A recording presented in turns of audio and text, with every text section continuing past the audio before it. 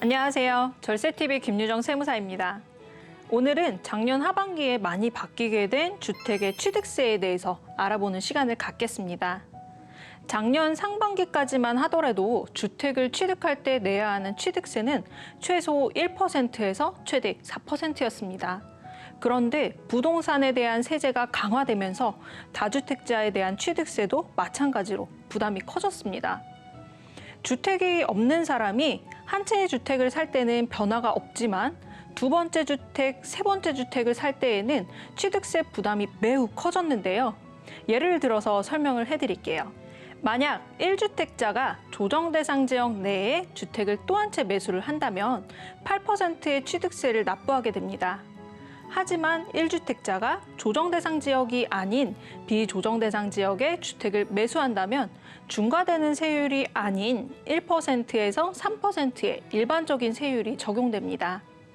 그리고 2주택을 소유한 사람이 비조정대상 지역에 주택을 매수하게 되면 8%, 조정대상 지역에 매수를 하면 12%의 취득세를 납부하게 됩니다. 이처럼 두 번째 주택을 취득할 때부터는 취득세에 대한 부담이 매우 커졌는데요. 원래 갖고 있던 집을 팔기 전에 이사를 위해 새로운 집을 취득한 경우도 있을 겁니다. 이런 경우 주택을 가지고 있다 하더라도 신규 주택인 두 번째 주택을 취득할 때 우선 1주택이 적용하는 세율인 1%에서 3%의 취득세를 납부할 수 있습니다.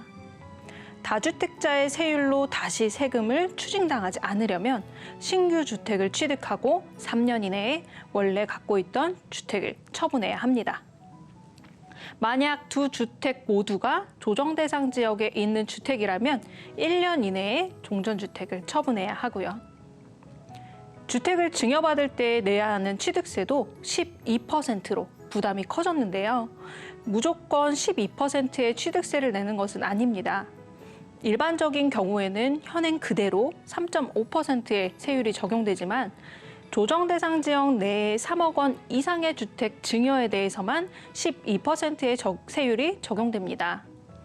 조정대상 지역에 3억 원 이상 주택이라 하더라도 1세대 1주택자가 소유한 주택을 배우자나 직계 존비 속에게 증여하는 경우에는 3.5%의 세율이 적용됩니다. 오늘은 주택의 취득세에 대해서 알아보았는데요.